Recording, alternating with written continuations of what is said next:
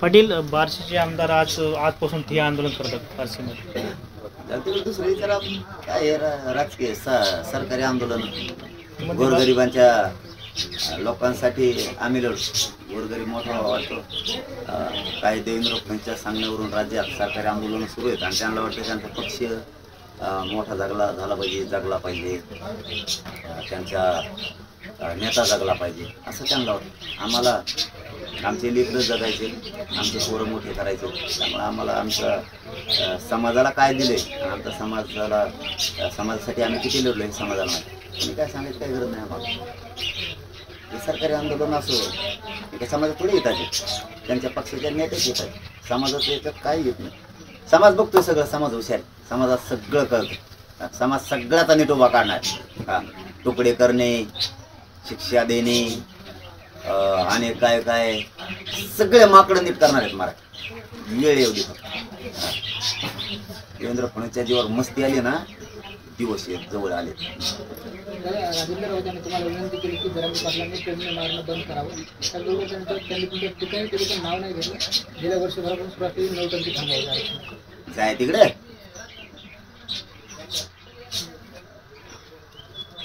राजकीय पक्षाची जोडी उचलणारी, राजकीय पक्षालाच बाप मानायचं आणि जातीला बाप मानायचं नाही.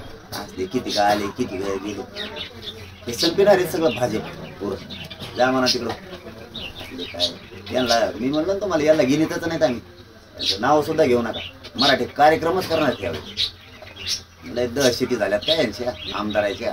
बरेच आमदार आहेत, मागून येत पुढून येत, काही करतात मराठी वेळेवर. त्यांना पाटील, आता तुमचं 6वं उपोषण राहणार आहे. या अगोदर उपोषणात बऱ्यापैकी मागण्या मान्य झाल्यात.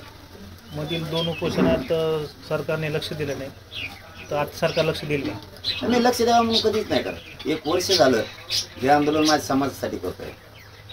बाकीचे लोक त्यांचा राजकीय पक्ष वाचवायचा आहे, काही आमदार मंत्र्यांना त्यांची संपत्ती वाचायची, मुलं वाचायची स्वतःची, जेलात जाऊ नये म्हणून, स्वतः बी जेलात जाऊ नये म्हणून ते वाचायचं आहे त्यांना. पक्ष नेता वाचवायचा आहे, आमदारक्या वाचवायच्या, आपल्याला खासदारक्या वाचवायच्या, आम्हाला आमचे लेकरं वाचवायचे. म्हणून मी कसलाच विचार नाही करत कोण येणार आहे जाणार. मी माझा संघर्ष माझ्या समाजासाठी करतो आणि बाकीचे पक्ष वाचण्यासाठी करते. इथून मग झोपले होते का? थांबा रे, थोडे आले दिवस जवळ सगळ्यांना नीट करतो तुम्हाला. राजकीय करिअरच बात करतो तुमची. मराठ्याच्या विरोधात जात आहे काय? बघा जरा बाकीचे जातीचे एकही त्यांच्या आंदोलनाच्या जातीच्या विरोधात बोलत नाही, एकही. आणि आमच्याच विरोधात उठायला लागलेत. म्हणजे यांना पक्ष नेता मोठा वाटतो, आरक्षण मोठं नाही वाटत. आणि बाकीच्यांना आरक्षण मोठं वाटतं, पक्ष नेता मोठा नाही वाटत. ही फरक आहे यांच्यात माझ्या गोरगरीब मराठी. बघू सगळा मराठा उघड्या डोळ्यानं बघू. का भेद घेत नाही ते डोक्यातून काढून टाका. मग संपाद्या पैसे असते ना, देवेंद्र फडणवीस साथी म्हणून तुम्हाला वाटतं मारे भेद नाहीत, भेद नाहीत, काय नाहीत, काय मोजित नाहीत कोणाला. स्वतःच्या लेकराच्या बाजूनं देवेंद्र फडणवीसच्या अशा वागण्यामुळं मराठा समाज त्यांच्या पक्षातला सुद्धा पुरता कदारला. सगळ्यांना वाटतं आपले लेकरं बघू आता, कवर पक्ष नेते मोठे करायचे, संपादे झाले त्यांजवळ मारण्याचे, आपल्या लेकराचं काय. प्रसाद लाडनी टीका केली की शरद पवार जे बोलतात येत नाही शरद पवार साहेबाला, तेच म्हणून जरांगे पाटील यांचे बोलून घेते.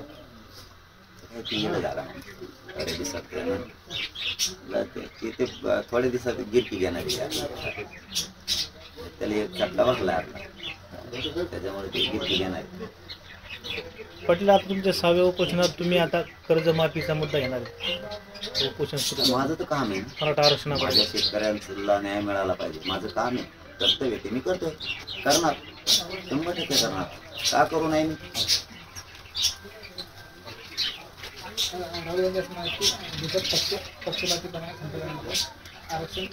सांगितलं मी आता दिलं तुम्हाला.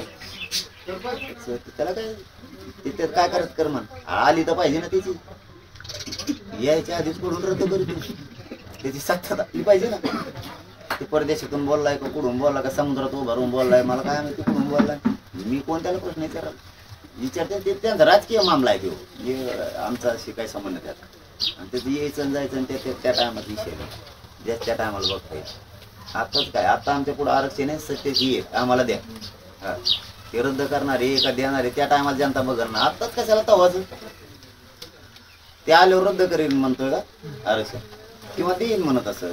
आपण आल्यावरच ना तवा जनता बघणार ना. ते आताच कशाला इतकं आमचं त्या टायमाला बघते जनता. पाटील 17 तारखेला मुख्यमंत्री पण संभाजीनगरला येणार आहेत मुक्ती संग्रामला.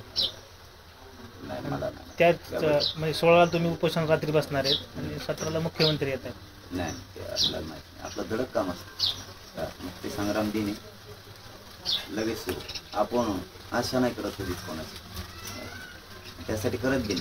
ज्या ज्यावेळेस तुम्हाला वाटतं ना काही काही वेळेस आले नाही सुटलं येणार होत सगळे त्या राहणार अजिबात यायचं म्हणलं इकडे मागणी घेऊन येण्यात. आमच्या मार लागलेल्या महिला ज्यांच्यावरती हल्ले झालेत सरकारकडून त्या तुमच्यापेक्षा मोठ्या आहेत.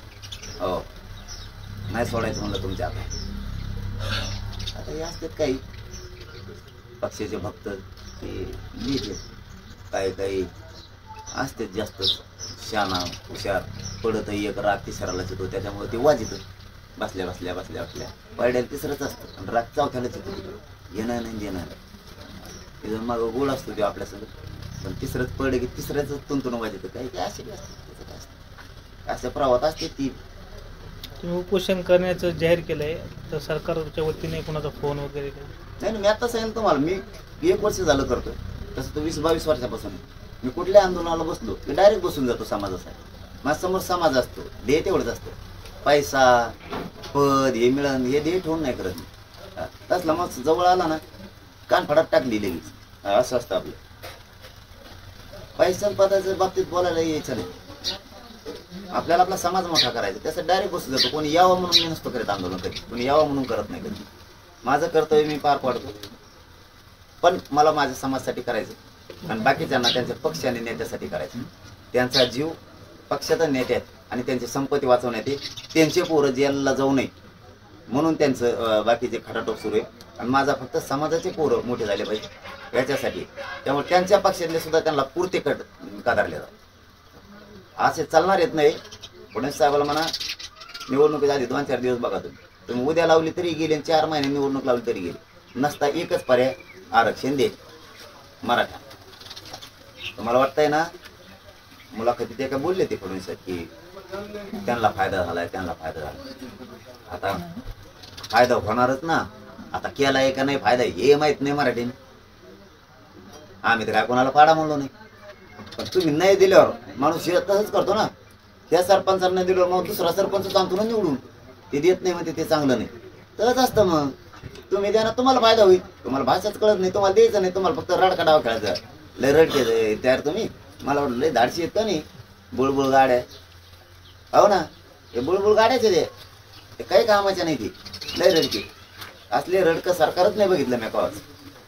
इतके लय मला वाटलं लय धुरंधरी लय चाणक्य लय हुशारी फडणवीस साहेब असं वाटायचं. ते फक्त फोडाफोडील हुशारी फोडाफोडील म्हणजे केस करेल नाही तिकडे. हे काय सोपं आहे. हे किती सोपं आहे. साधा माणूस करू शकतो. मग ते चाल केस करून मग टाकून दे. मग तुला पोरात वाटलं बेवदा गेले गे लोक कुटुंबाला लय जपत आहे. तसं मला करून बघितलं त्यांनी 8 टाके म्हणलं टाक मला टाक मग कुटुंब टाकेल. गप्प बसलं त्याला असलं लागतं. त्याचे भाजपाचे लोक सुद्धा कार्यक्रम लावणार. फक्त एकच पर्याय फडणवीस साहेब इमानदारीने सांगतो आम्ही तुम्हाला विरोधक क्षेत्र मानले नाही. तुम्ही आरक्षण देऊन टाका. तुम्हाला खड्डा भरून निघू शकत. अख्खा महाराष्ट्र जरी एकीकडून केला तुम्ही तरी त्यातला अर्धा एकटा मराठा ही भर काढणं सोपं नाही. रप पडतील इतके पडतील की तुम्हाला मेळ बी नाही लागायचा. कोण कवशित पडले तुमच्याकडे तिकडं मुंबईत येऊन बसल्यावर निकालाच्या दिवशी नुसते पाड्यालेच नाव येणार. एक विजयचे तुम्ही कुठंतरी लीड सांग. बघा तुम्ही ध्यानात राहू द्या. माझं नसता आम्ही तुमची विरोधक नाही. तुम्ही देऊन टाका. तुमचा फायदा होईल. समाज तुमचा फायदा करेल. तुम्ही नाही दिले खलास. चलो धन्यवाद. एबीपी माझा उघडा डोळे बघा नीट.